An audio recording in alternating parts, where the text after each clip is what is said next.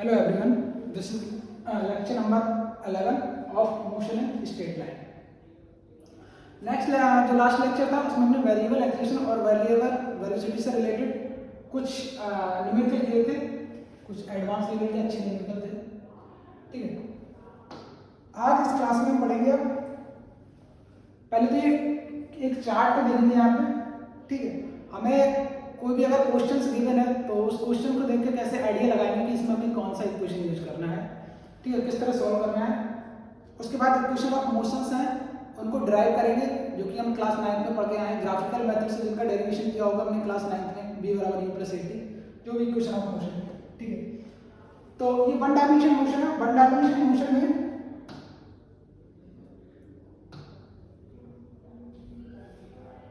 Uniform motion है। ठीक है, तो यूनिफॉर्म मोशन का डेफिनेशन क्या होता है? अगर कोई पार्टिकल इक्वल टाइम इंटरवल में इक्वल डिस्टेंस कवर करेगा तो उसको बोलते हैं यूनिफॉर्म मोशन। ठीक है, तो यूनिफॉर्म मोशन में स्पीड क्या रहती है हमारी?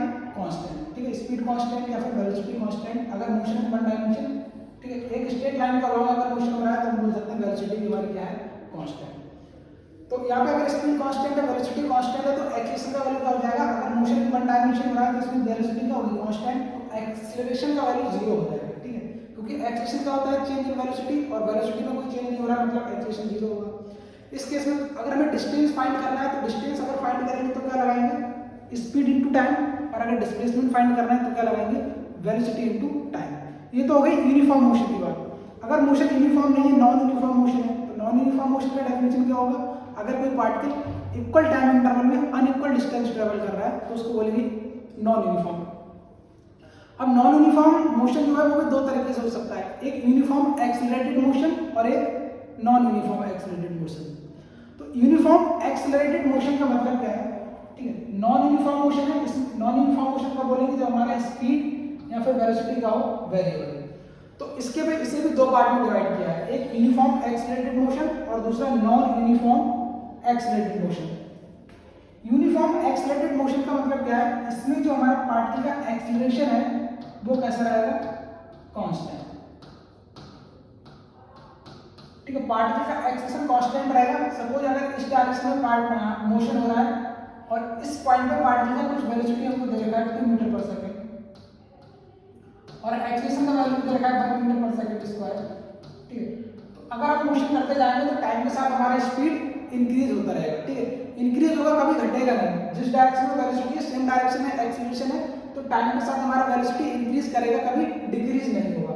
और जो इंक्रीज करेगा वो भी एक पैटर्न में इंक्रीज करेगा, ऐसा नहीं कि 2 से 6 हो गया फिर 4 हो गया। ठीक है, कंटिन्यूअसली इंक्रीज करेगा और एक पैटर्न में। ठीक है, तो उसको हम बोलते हैं यूनिफॉर्म एक्सेलरेटेड मोशन।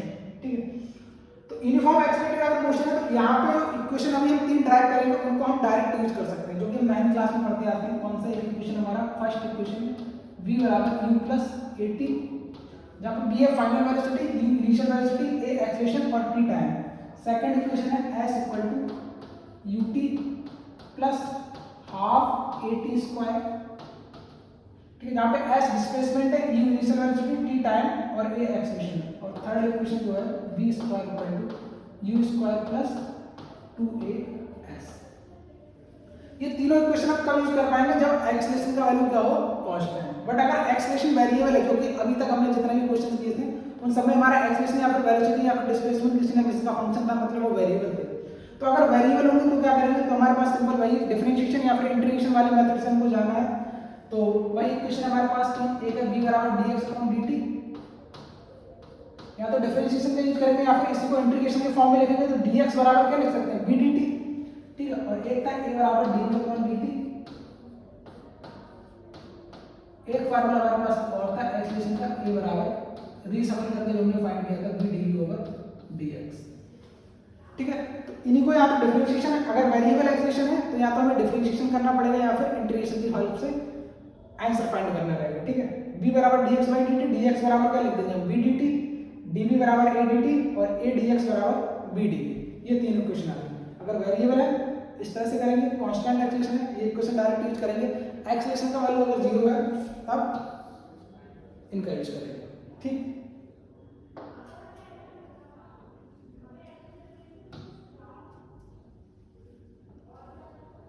फर्स्ट वाला डेरिवेशन हमारा derivation of velocity time relation. By the definition of acceleration a बराबर dq बाई dt। ठीक है, तो पहला है डेरिवेशन इसका वेलोसिटी और टाइम का रिलेशन। तो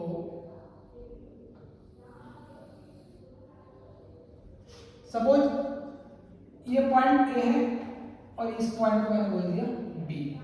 तो ए पॉइंट पे मेरा कोई पार्टिकल का मोशन जो है वो ए पॉइंट से स्टार्ट हुआ। ठीक है, ए पॉइंट पे उसका इनिशियल वेलोसिटी हमने मान लिया कितना u।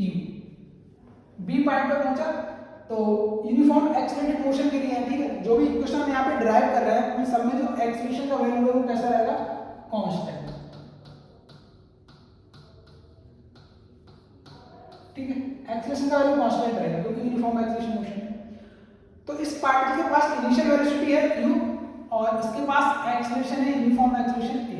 तो एक्सीलरेशन का काम करेगा टाइम के साथ स्पीड को इंक्रीज करेगा। तो ये b पॉइंट पे इसका जो वेलोसिटी है वो हो गया b सपोज।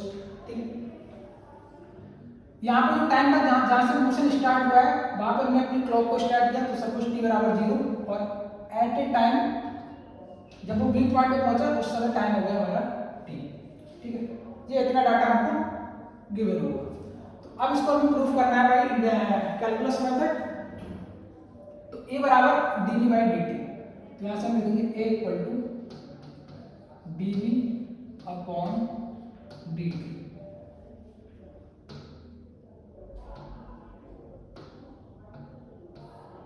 तो यहाँ से dv बराबर कितना आ जाएगा, dv बराबर a dt, a into dt। इसी को इंटीग्रेट कर देंगे। अब इंटीग्रेट करेंगे तो यहाँ पे लिमिट हमको पता होना चाहिए। ठीक है, तो लिमिट देखो कहाँ से कहाँ तक लगाएंगे। अगर लिमिट यहाँ पे अप्लाई करना है हमको तो t बराबर 0 पे यहाँ पे dt वैल्यू है तो t बराबर 0 पे dv मतलब वेलोसिटी कितना है, इनिशियल वेलोसिटी u और एट ए टाइम t पर वेलोसिटी कितना हो गई v। ठीक है, dv का इंटीग्रेशन क्या होगा v lower limit u upper limit v equal to. अब यहाँ पे देखो a इंटू dt लिखा हुआ है। ठीक है, क्या है a इंटू dt और एक्सीलरेशन क्या है कांस्टेंट। ठीक है, जो भी इक्वेशन हम ड्राइव कर रहे हैं उसमें एक्सीलरेशन क्या हमारा कांस्टेंट। तो a कांस्टेंट है तो इसको इंटीग्रेशन के बाहर लिख सकते हैं, a into integration of dt limit 0 to t। ये आ गया upper limit minus lower limit. इसको सॉल्व करेंगे तो क्या आएगा b माइनस u बराबर a। dt का इंटीग्रेशन करेंगे तो कितना आएगा t lower limit 0 upper limit t। तो ये आ गया यहाँ से b माइनस u बराबर a into t minus 0 upper limit minus lower limit. तो यहाँ से b माइनस u बराबर a इंटू t, v बराबर u प्लस a t। ये आ गया फर्स्ट इक्वेशन हमारा डिराइव हो गया। ठीक है, इक्वेशन ऑफ मोशंस में फर्स्ट इक्वेशन आएगा v बराबर u प्लस a t, यहाँ पर v final velocity, u initial velocity, a acceleration और t time. Now move to the next equation.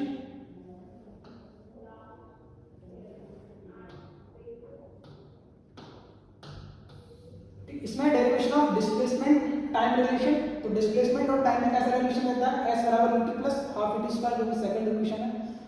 तो इसको डिराइव करेंगे तो सेम एल्गोरिथम इसमें भी है सिंपल। पहले किसी पॉइंट ए को पानी की पार्टिकल के पास जो इनिशियल वेलोसिटी है वो क्या है u और यहाँ पे टाइम क्या है, टाइम t इक्वल टू 0। फिर पार्टिकल का मोशन स्टार्ट किया, अनदर पॉइंट किसी पॉइंट पे b पे पहुंचा जहां पे उसका वेलोसिटी हो गया v क्योंकि जो मोशन है वो कांस्टेंट एक्सीलरेशन के साथ हो रहा है। ठीक है, अब यहाँ पे डिस्प्लेसमेंट का भी टर्म आया है s। तो a पॉइंट से b पॉइंट तक के बीच का जो डिस्टेंस है वही क्या कहलाएगा हमारा डिस्प्लेसमेंट s। ये भी हमको डिफाइन करना पड़ेगा यहाँ। ठीक है, ये है और t बराबर 0 से स्टार्ट हुआ मोशन और एट ए पॉइंट b पे जो टाइम था वो कितना हो गया t। ठीक है, अब इसे हमें सॉल्व करना है। तो इसमें हम लगाएंगे आपको वेलोसिटी और टाइम में रिलेशन, डिस्प्लेसमेंट और टाइम में रिलेशन चाहिए। तो यहाँ पे अप्लाई करेंगे b बराबर dx अपॉन dt। ठीक है, डिस्प्लेसमेंट आ गया और टाइम, ऊपर डिस्प्लेसमेंट है नीचे टाइम है, तो ये वाला इक्वेशन यूज करेंगे। अब इसमें हम कैसे लिख सकते हैं, इसको लिख सकते हैं dx बराबर v dt, dx बराबर v इंटू dt। ठीक है, इसी को इंटीग्रेट कर सकते हैं। इंटीग्रेट करेंगे तो क्या लिखेंगे, इंटीग्रेशन ऑफ dx बराबर integration of v into D T. ठीक है, अब यहाँ पे इंपॉर्टेंट पॉइंट क्या है, लिमिट को पुट करना। तो लिमिट जब पुट करेंगे, अगर वेरिएबल हमारा टाइम है तो t बराबर 0 पे dx। ठीक है, dx क्या है, इनिशियल पोजीशन क्या है, तो इनिशियल पोजीशन इसका x1 मान लेते हैं, यहाँ पे बिना कोई पोजीशन होगी, ओरिजिन भी मान के कर सकते हो x बराबर 0 लेके। ठीक है, या फिर x1 मान लो इनिशियल पोजीशन, और एट द टाइम t पे जो पोजीशन है पार्ट कहाँ आएगा, b पॉइंट पे, यहाँ पे पोजीशन का कोऑर्डिनेट x2 हो गया सपोज, तो ये हो गया x2। ठीक है, ये आ गया। अब dx का तो इंटीग्रेशन हमको पता रहता है, सिंपल क्या, x lower limit x1 upper limit x2 equal to यहाँ पे b इंटू डी टी। अब जो फर्स्ट वाला हमने डेरिवेशन किया था वहां पे a इंटू डी टी आया था, एक्सेलरेशन था, और एक्सेलरेशन हमें पता है कैसा है, जो भी इक्वेशन हम ड्राइव कर रहे हैं एक्सेलरेशन का वैल्यू कांस्टेंट है। बट यहाँ पे v क्या है, v dt, ये तो जनरल वेलोसिटी है किसी भी एक पॉइंट पे v into D T.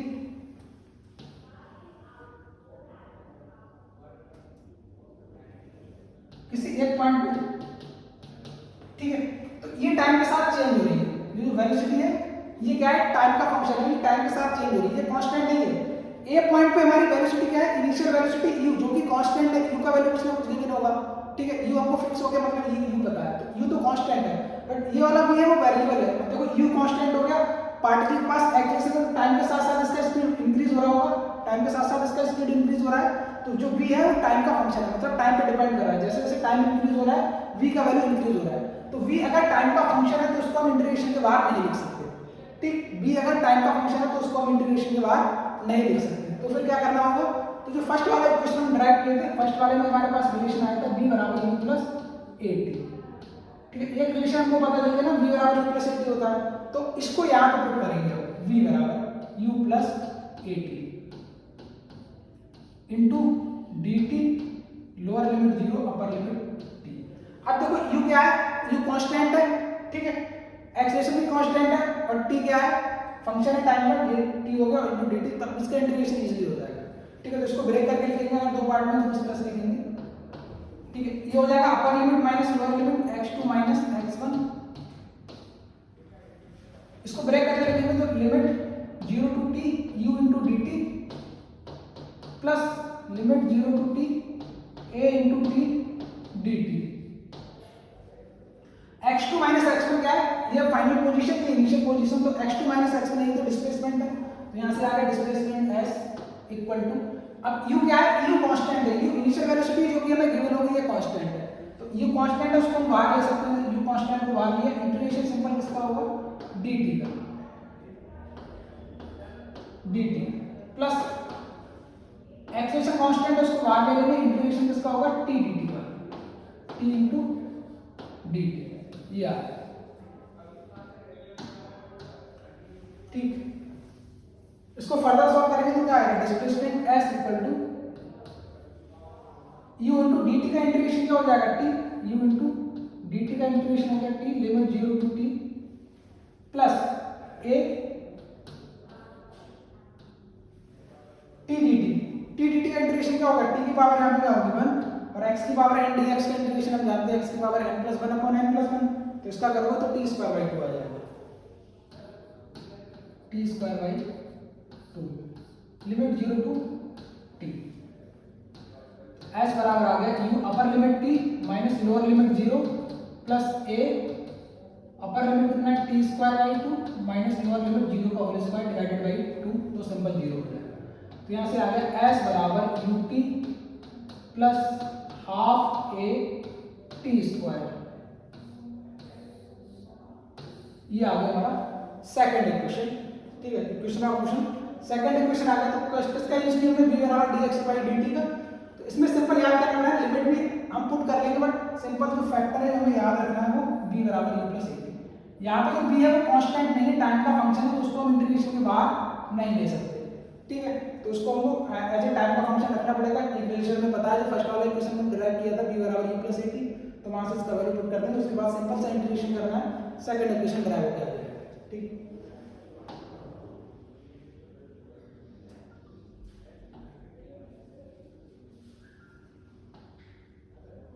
Last में third equation, derivation of velocity displacement relation. जो थर्ड वाला इक्वेशन है हमारा वो क्या है, velocity displacement velocity displacement relation. तो थर्ड वाला क्या होता है, v स्क्वायर बराबर u स्क्वायर प्लस 2as, ठीक करेगा, v स्क्वायर बराबर u स्क्वायर प्लस 2as। तो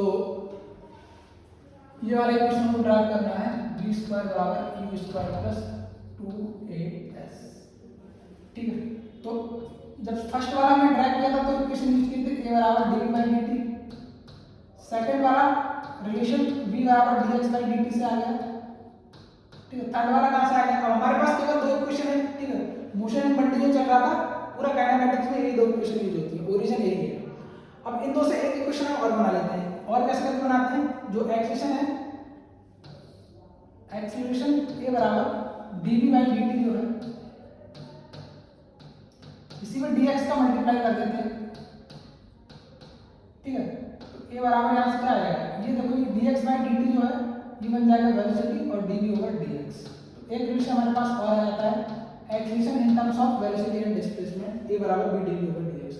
तो पहला वाला इक्वेशन हमने यहाँ से ड्राइव किया, सेकंड वाला यहाँ से किया, और थर्ड वाला कहाँ से ड्राइव करेंगे, यहाँ से। तो हम कौन सा इक्वेशन यूज करेंगे, a बराबर b dv ओवर dx, ठीक। सेम एल्गोरिथम इसमें भी रहेगा हमारा, सिंपल करेंगे, एक पार्टिकल लेंगे किसी पॉइंट a पर, b पॉइंट पर गया, ठीक है। तो यहां से इसका कुछ डिस्प्लेसमेंट होगा b पॉइंट, इसका पोजीशन x1, पोजीशन x2, यहाँ पे एट टाइम t बराबर 0 पर, यहाँ पे at general time t, initial velocity particle का u, b पॉइंट पे जो फाइनल वेलोसिटी है उसको बोल दिया v, यूनिफॉर्म एक्सेलरेशन a, ठीक है। ये इंफॉर्मेशन हमको गिवन है। अब हमको फाइंड करना है किस किस में रिलेशन वेलोसिटी और डिस्प्लेसमेंट में। तो अगेन हम कौन सा, दो इक्वेशन तो हमने यूज कर लिया, अब थर्ड वाला यूज करेंगे, a बराबर b dv over dx, a बराबर v dv ओवर dx। तो इसको हम कैसे कर सकते हैं, v dv बराबर a dx, ऐसा लिख सकते हैं, ठीक है। अब मेन काम क्या है, यहाँ पे लिमिट को अप्लाई करना है। लिमिट कैसे अप्लाई करेंगे, यहाँ पे पहले को देखो क्या है, डिस्प्लेसमेंट। तो एट अ पोजीशन x1 पे वेलोसिटी हमारा कितना है u, और पोजीशन x2 पे वेलोसिटी कितना हो गया v। v dv का क्या करेंगे, इंटीग्रेशन के लिए v की पावर 1 dv लिख सकते हैं। तो x dx का क्या होता है, x की पावर 1 का x की पावर n वाला फार्मूला लगाएंगे, वही x की power n plus 1 upon n plus 1। तो इसमें भी लगाएंगे तो b की पावर 1 प्लस 1 अपॉन 1 प्लस 1, तो ये b स्क्वायर बाई 2 आ जाएगा।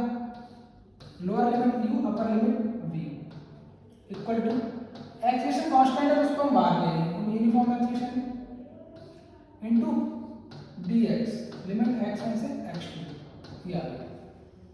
इसमें अपर लिमिट पुट करेंगे तो b square divided by 2 minus lower limit रखेंगे तो u square divided by 2 equal to acceleration constant है dx का इंटीग्रेशन क्या होगा, x, लोअर लिमिट x1 और अपर लिमिट x2,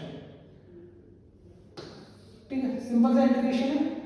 अब इसको क्या लिख सकते हैं, इसको ऐसे लिख सकते हैं, अगर 2 एलसीएम लेंगे तो ये आ जाएगा b square minus u square divided by 2 equal to a into upper limit x2 minus lower limit x1, ये आ जाएगा।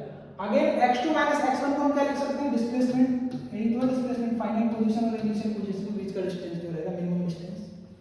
तो x2 माइनस x1 को डिस्प्लेसमेंट लिखेंगे तो यहाँ से आ गया v square minus u square divided by 2 equal to a into s। 2 का मल्टीप्लाई करेंगे तो क्या बनेगा, v square minus u square equal to 2as। ये आ गया हमारे पास थर्ड इक्वेशन। कैसे भी याद रख सकते हैं, इसको इस तरह से याद रख लें या फिर इस तरह से भी याद रख सकते हैं, v square equal to u square plus 2as, ठीक है। जहां पर v क्या है, फाइनल वेलोसिटी, u है इनिशियल वेलोसिटी, a एक्सेलरेशन और s क्या है, डिस्प्लेसमेंट, ठीक है। तो एक्सेलरेशन तो कांस्टेंट है, सिंपली किसमें रिलेशन आ गया, वेलोसिटी और डिस्प्लेसमेंट में। तो ये थर्ड वाला इक्वेशन था जो कि कैलकुलस मेथड से हमने ड्राइव किया। ये अब ये तीनों इक्वेशन जो हमारे पास आ गई, b बराबर u प्लस at, s बराबर ut plus half at square, v square बराबर u स्क्वायर प्लस 2s, ये तीनों कब एप्लीकेबल रहेंगे, जब क्वेश्चन में एक्सेलरेशन का जो वैल्यू है वो कांस्टेंट रहेगा, ठीक है। अगर एक्सेलरेशन का वैल्यू कांस्टेंट है तो इन तीनों इक्वेशन को हम डायरेक्ट यूज कर सकते हैं।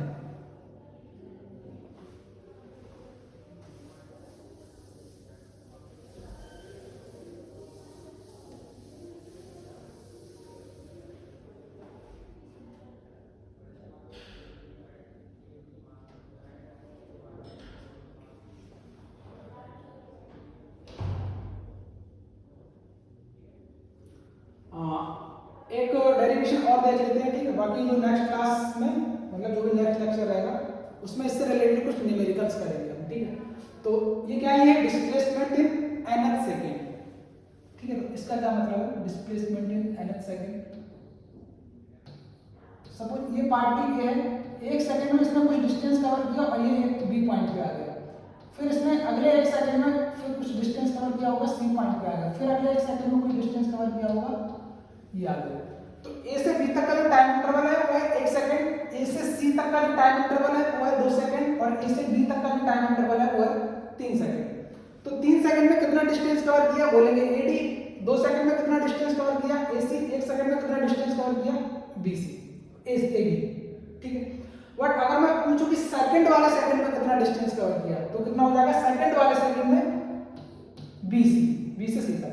थर्ड सेकंड में कितना डिस्टेंस कवर किया, थर्ड, ये पहला सेकंड हो गया, ये दूसरा, तीसरा, थर्ड सेकंड में कितना डिस्टेंस कवर किया, ये आ गया डिस्प्लेसमेंट सी से डी तक का, ठीक है। तो ये डिस्प्लेसमेंट nth सेकंड का मतलब क्या है, nth मतलब किसी भी सेकंड में पूछ सकते हैं। ये तीसरा हो गया, ये सपोज ये आ गया।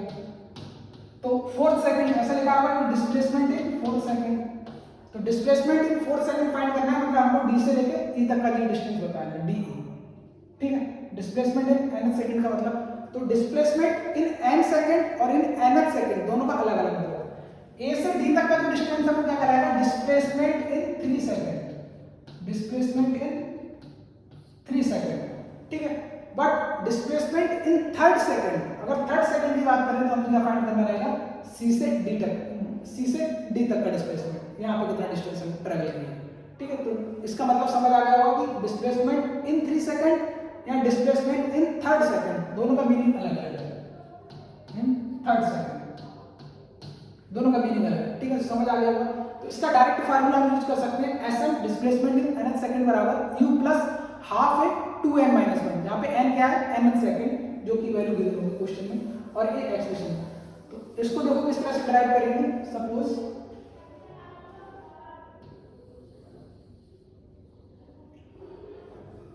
ये पॉइंट हो गया ए या ओरिजिन को उस पे ले लेते हैं, ठीक है। ये पॉइंट हो गया ए और एक पॉइंट हो गया बी। तो ओ से ए तक जाने में कुछ टाइम लगा होगा, 4 सेकंड, 5 सेकंड, 6 सेकंड, सपोज ऐसे मान लेते हैं, ठीक है। मान लीजिए 6 सेकंड लगे और फिर ए से बी में 1 सेकंड और लगा, मतलब ओ से ए में 6 सेकंड और ओ से बी तक जाने में 7 सेकंड। तो डिस्टेंस अगर डिस्प्लेसमेंट पूछा जाए 7 सेकंड में, तो 7 सेकंड में क्या हो जाएगा, ए से बी तक का जो डिस्टेंस होगा, ठीक है। तो यहाँ पे हम अज्यूम कर लेते हैं यहाँ तक जो चले हैं हम ओ से बी तक, यहाँ का जो टाइम इंटरवल है वो लगा है nth सेकंड, ठीक है। nth इन जनरल ले लिए, ये 10 सेकंड हो सकता है, ओ से लेके बी तक में जो भी हमने डिस्प्लेसमेंट ट्रैवल कवर किया है वो उसमें जो टाइम लगा है वो टाइम 10 सेकंड हो गया। तो इन जनरल अगर लिखेंगे, हमें फार्मूला ड्राइव कर रहा है तो उसको कैसे लिखेंगे, nth सेकंड, मतलब कुछ एक क्वांटिटी अज्यूम करेंगे वेरिएबल nth सेकंड। अच्छा, अगर 10 सेकंड में हमने ओ से लेके बी तक ट्रैवल किया है, अगर हम पूछे 9 सेकंड में, तो 9 सेकंड में ओ से लेके ए तक, तो 10 को अगर ऐसे लिखना है n, तो 9 को कैसे लिखेंगे, 10 माइनस 1, यानी कि ये जो ए वाला पॉइंट है उसको हम क्या लिखेंगे, n माइनस 1 सेकंड, ठीक है। ये nth नहीं होगा, ये पूरा n माइनस 1, ये n सेकंड, ठीक है। Displacement travel in n second O to B, displacement travel in n minus 1 second O to A, ठीक है। ये n सेकंड होगा nth में, ठीक है। टोटल इन n सेकंड में, O2 भी n सेकंड में, O2 है n माइनस 1 सेकंड में। तो हमें फाइंड करना है डिस्प्लेसमेंट ट्रैवल इन nth सेकंड, मतलब हमको ये फाइंड करना है A to B, Sn इसको मैंने बोल दिया। ये आ गया मेरा डिस्प्लेसमेंट ट्रैवल इन nth सेकंड, जो कि आपको फाइंड करना है, ठीक है। तो Sn हमको फाइंड करना है डिस्प्लेसमेंट ट्रैवल इन nth सेकंड। तो इसको फाइंड करने के लिए क्या करेंगे, अगर Sn मेरे को लिखना है तो मैं Sn को इस तरह से लिख सकता हूं, OB माइनस OA, ऐसा लिख सकते हैं OB माइनस OA। अब OB क्या है, OB है डिस्टेंस, मतलब displacement travel in n second, displacement travel in n second, ये क्या है OB। तो Sn बराबर OB, OB क्या है, displacement travel in n second. तो इसका फार्मूला हमारे लिए पता है। अगेन यहाँ पर भी एक्सप्रेशन क्या होगा, कांस्टेंट। तो डिस्प्लेसमेंट का फार्मूला आपको पता है, अगर हमारा मोशन कांस्टेंट एक्सेलरेशन से हो रहा है तो डिस्प्लेसमेंट का फार्मूला क्या होता है, s बराबर ut plus half a t square. ठीक है, यहाँ पे पार्टिकल का इनिशियल वेलोसिटी हमको गिवन होगा क्या, u। तो वो भी अगर फाइंड करेंगे क्या लिखेंगे, s बराबर ut plus half a t square, ये वाला इक्वेशन लिख करेंगे s बराबर ut plus half a t square. ठीक है, तो यहाँ पे हमें o भी फाइंड करना है, तो लिखेंगे ut plus half a t square. ठीक है, n सेकंड की बात करें तो t की जगह n पुट कर सकते हैं, simple u n square half a n square. ठीक है, o भी आ गया, माइनस o a लिखना है, तो o a अगर लिखना है तो किस तरह से लिखेंगे, o a। ठीक है, ये वाला डिस्टेंस, तो ये क्या है, ये है displacement travel in n minus 1 second. ठीक है, तो यहाँ पे टाइम की जगह यहाँ पे n था, अभी n माइनस 1 कर देंगे जब हम o a लिखेंगे। तो अगेन फार्मूला अप्लाई करेंगे, ut इनिशियल वेलोसिटी यहाँ पर भी रहेगा ut, t की जगह क्या रखेंगे n माइनस 1। ठीक है, ut n minus 1 plus half a t square, T square मतलब n माइनस 1 का होल स्क्वायर, तो टी की जगह क्या टाइम क्या हो गया n माइनस 1। तो ये डिस्प्लेसमेंट आ गया हमारा कितना, nth सेकंड में। ठीक है, जिसको हमने sn से डिनोट किया है, तो इसको फर्दर सिंपलीफाई करेंगे और वही फार्मूला हमारा आ जाएगा। तो sn बराबर यहाँ से हम लिखेंगे u n square plus half a n square minus, इसको लिखेंगे u n माइनस u, ये वाला लेवल ओपन करेंगे तो u n minus u plus half a minus b का होल स्क्वायर। यहाँ पे क्या लगाएंगे, a माइनस b का होल स्क्वायर क्या होता है, a square plus b square minus 2ab, तो इसको लिखेंगे n स्क्वायर प्लस 1 का whole square minus 2ab, 2 into n into 1, तो ये 2n आ जाएगा।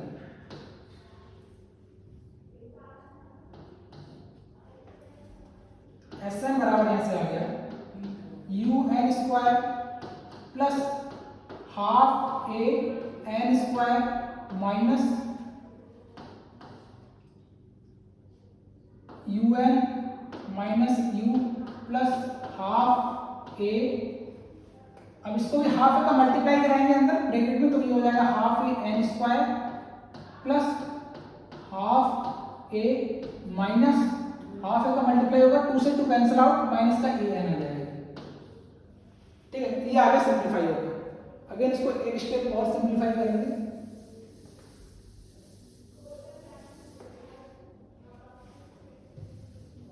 तो यहां से आ गई Sn equal to u n square plus half a n square minus u n minus और माइनस प्लस का u, माइनस प्लस माइनस का half a n square minus plus minus, minus का हाफ ए और minus minus plus का A N, ये आ गया। ठीक है, तो इसमें देखो कुछ टर्म क्या हो जाएंगे कैंसिल आउट,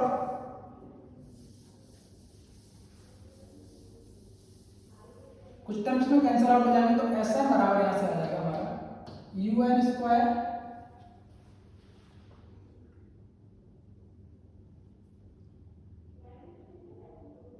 यहाँ पे यू टी होगा, ये यू एन होगा। ठीक है, क्योंकि फार्मूला क्या था, यू टी था। अगर यहाँ पे देखना सिंबल दिखाएं,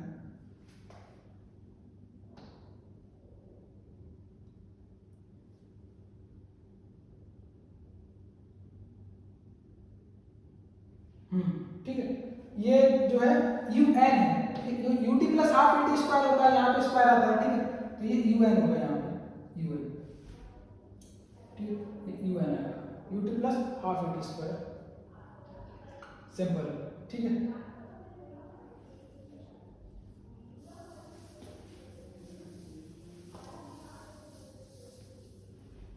तो यू एन से यू एन कैंसिल आउट हो जाएगा, half a n square minus का हाफ ए एन स्क्वायर, ये भी कैंसिल आउट हो गया। तो सिंपल एस एन बराबर कितना बचा हमारा, u minus half a plus a n, इसी को हम इस तरह से लिख सकते हैं u plus half a 2n minus 1।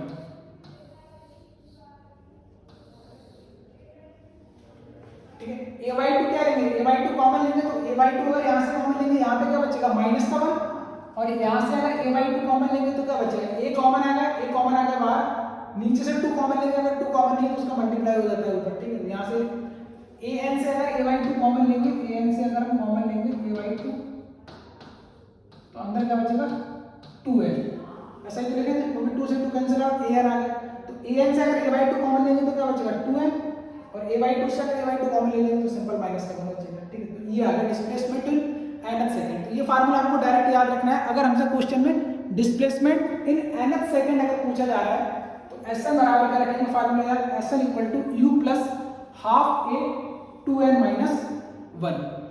ठीक है, तो इस लेक्चर में इतना ही रखते हैं, जो कि नेक्स्ट लेक्चर होगा उसमें हम कुछ इक्वेशन ऑफ मोशंस हैं और nth डिस्प्लेसमेंट इससे रिलेटेड कुछ न्यूमेरिकल करेंगे। ठीक है, थैंक यू।